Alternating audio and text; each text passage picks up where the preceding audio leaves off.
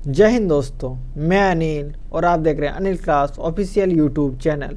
आज की इस वीडियो में हम क्षितिज पुस्तक में अध्याय आत्मकथ्य देखेंगे, जिसके कवि है जयशंकर प्रसाद। सबसे पहले हम कवि का परिचय देखेंगे, उनके द्वारा किया गया महत्वपूर्ण कार्य देखेंगे। उसके बाद इस चैप्टर से जितने भी महत्वपूर्ण प्रश्न विभिन्न प्रतियोगिता परीक्षा में आ चुके हैं और जितने भी संभावित प्रश्न हैं जो आगामी परीक्षा में आ सकते हैं, उन प्रश्नों को शामिल किया गया है। तो इन सभी प्रश्नों को देखने के लिए आप वीडियो में अंत तक बने रहें। सबसे पहले देख लेते हैं कवि का परिचय। आत्मकथ्य कवि हैं, आत्मकथ्य अध्याय के कवि हैं जयशंकर प्रसाद। इनका जन्म 1889 में वाराणसी में हुआ। इन्होंने काशी के प्रसिद्ध क्वींस कॉलेज में पढ़ने गए, परंतु किसी परिस्थिति के कारण या पढ़ाई में अनुकूल स्थिति नहीं होने के कारण 8वीं के आगे नहीं पढ़ सके। बाद में घर पर ही 3 लैंग्वेज सीखे, संस्कृत, हिंदी और फारसी। इनका अध्ययन किया और छायावादी काव्य प्रवृत्ति के ये प्रमुख कवियों में से एक हैं जयशंकर प्रसाद जी। जयशंकर प्रसाद जी का मृत्यु 1937 ईस्वी में हो गया। इनके द्वारा किया गया प्रमुख कार्य है काव्य कृतियाँ, जिसमें है चित्राधार, कानन कुसुम, झरना, आंसू, लहर और कामायनी। ये इनका काव्य कृति है। अब नाटक है इनके पास अजातशत्रु, चंद्रगुप्त, स्कंदगुप्त, ध्रुव स्वामिनी। मेरा फेवरेट नाटकों में से एक है ध्रुव स्वामिनी। उपन्यास इनके द्वारा लिखा गया है कंकाल, तितली और इरावती। कहानी संग्रह है इनका आकाशदीप, आंधी और इंद्रजाल। अब हम देख लेते हैं प्रश्न। पहला प्रश्न है, कवि ने अपने मन को किसका रूप दिया है? क भौरे का, ख गीतकार का, ग कोयल का, घ इनमें से कोई नहीं। तो इसका सही उत्तर क्या होगा हमारा? क भौरे। अगला प्रश्न है, कवि के जीवन के सारे सारे दुख दर्द और अभाव अब कैसे हैं? क मौन, ख अधिक, ग कम, घ इनमें से कोई नहीं। तो इसका सही उत्तर होगा हमारा क मौन।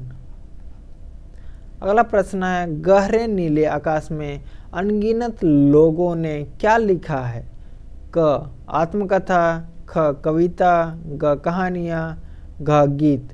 तो इसका सही उत्तर क्या होगा हमारा? क आत्मकथा, जिसको हम लोग जीवन कथा ही बोलते हैं, जीवनी भी बोलते हैं। अगला प्रश्न है, कवि के जीवन की गागर कैसी है? क रंगीन, ख खाली, ग भरी, घ सुनहरी। तो इसका सही उत्तर क्या हो जाएगा हमारा? ख खाली। अगला प्रश्न है, कवि ने खाली घड़े से किसकी ओर इशारा किया है? क खाली घर, ख सूखी नदी, ग असफल जीवन, घ इनमें से कोई नहीं। तो इसका सही उत्तर क्या होगा हमारा? ग असफल जीवन। अगला प्रश्न है, कवि अपने किस स्वभाव को दोष नहीं देना चाहते? क मधुर, ख उग्र, ग कोमल, घ सरल। तो इसका सही उत्तर क्या होगा हमारा? घ सरल। अगला प्रश्न है, कवि अपने जीवन के किन अनुभवों को सबसे बांटना नहीं चाहते? क सार्वजनिक, ख पारिवारिक, ग मधुर, घ निजी। तो इसका सही उत्तर क्या होगा हमारा?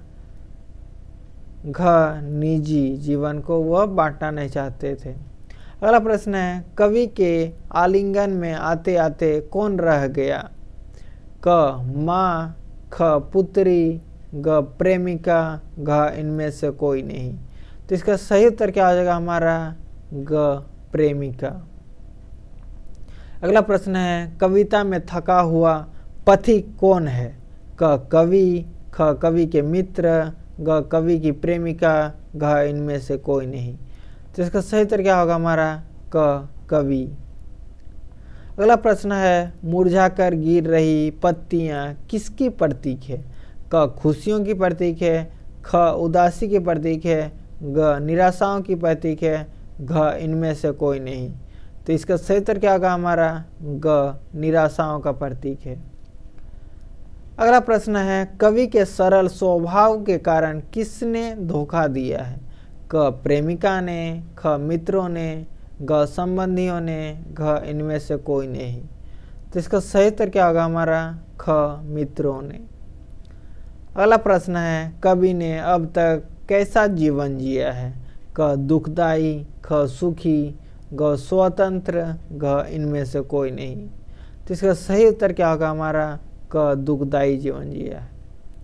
अगला प्रश्न है, कवि अपनी आत्मकथा लिखने के बजाय क्या करना चाहता है? क रोना चाहता है, ख खुश रहना चाहता है, ग हंसना चाहता है, घ दूसरों की आत्मकथा सुनना चाहता है। तो सही उत्तर क्या होगा हमारा? घ दूसरों की आत्मकथा सुनना चाहता है कवि। अगला प्रश्न है, कवि का दाम्पत्य जीवन कैसा है? क कलेश रहित, ख सुखी, ग दुखी, घ इनमें से कोई नहीं। तो इसका सही उत्तर क्या होगा हमारा? ग दुखी। अगला प्रश्न है, विडंबना में छिपा अर्थ बताइए। ए दुर्भाग्य, बी निराशा और उपवास दोनों होना, सी छल, डी कतार कातर। तो इसका सही उत्तर क्या होगा हमारा? बी निराशा और उपहास दोनों। क्या होगा? विडंबना मतलब निराशा और उपहास दोनों होना। उज्ज्वल गाथा कैसे गाऊं? कैसे गाऊं बोला है ना। मैं निहित अलंकार स्पष्ट कीजिए। ए दृष्टांत अलंकार, बी उपमा अलंकार, सी प्रश्न अलंकार, डी उत्प्रेक्षा अलंकार। तो प्रश्न से बुझा रहा कैसे गाऊं, अर्थात प्रश्न अलंकार हमारा हो जाएगा। अगला प्रश्न है, कवि कैसा स्वप्न देखकर जाग गया? ए डरावना, बी सुखद स्वप्न, सी दुखद स्वप्न, डी ऐसा स्वप्न जिसकी उन्हें प्राप्ति ही नहीं हुई। तो इसका सही उत्तर क्या होगा हमारा? डी कवि जिससे चाहता था वह उसे स्वप्न में भी नहीं मिल पाया।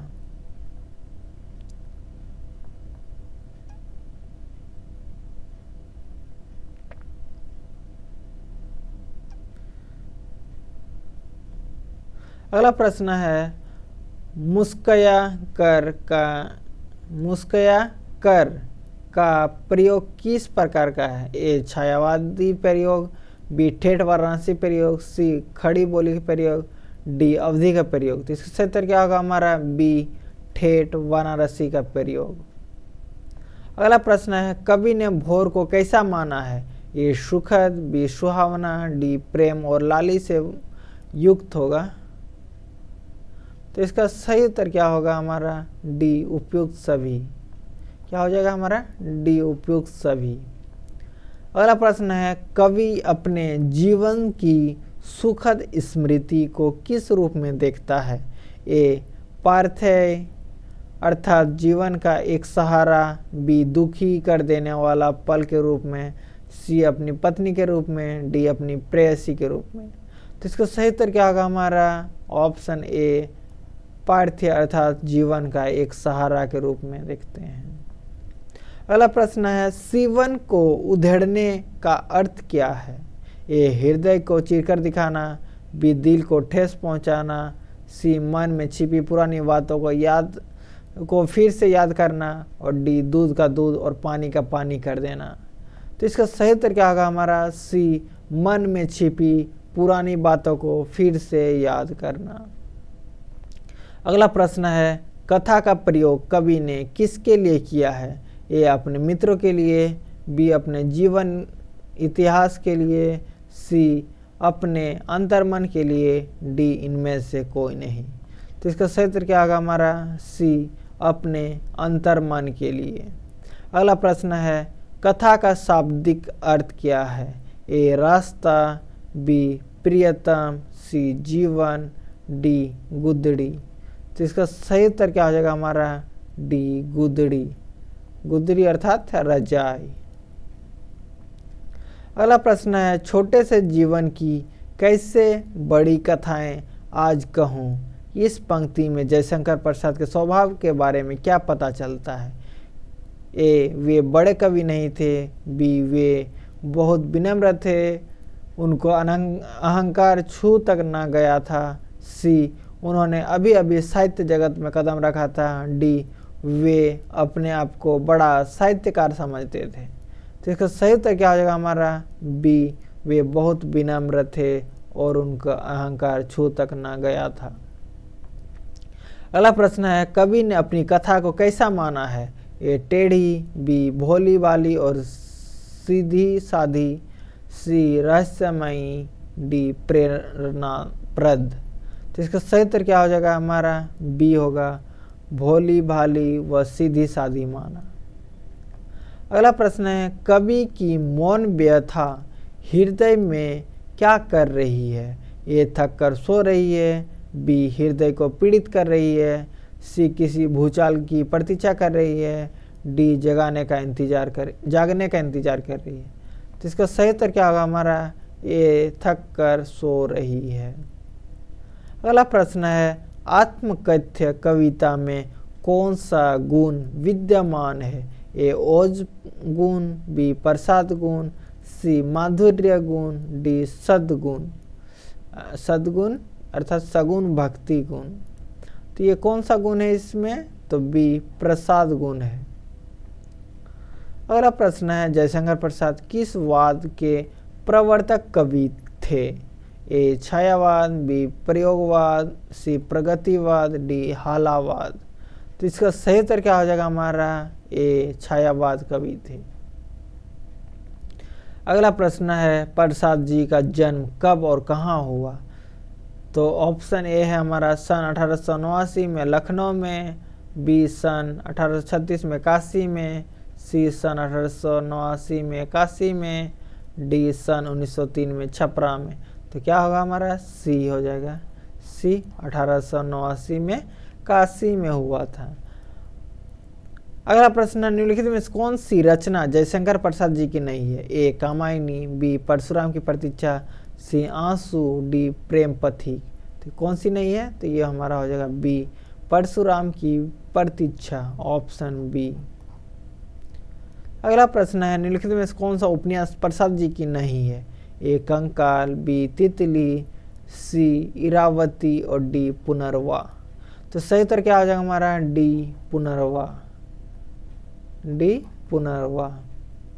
अगला प्रश्न है, आत्मकथ्य कविता में मधुप का प्रयोग कवि ने किसके लिए किया है?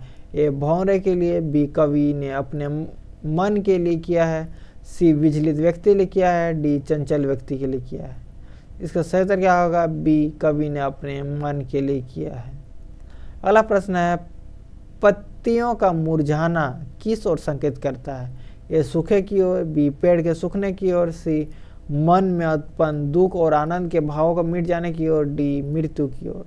तो इसका सही उत्तर क्या हो जाएगा हमारा? सी मन में उत्पन्न दुख और आनंद के भावों के मिट जाने की ओर। अगला प्रश्न है, कवि ने असंख्य जीवन इतिहास किससे कहा है? ए मानव मन में उत्पन्न विचार को, बी महापुरुषों की दास्ता को, सी इतिहास के अनेक ग्रंथ को, डी इनमें से कोई नहीं।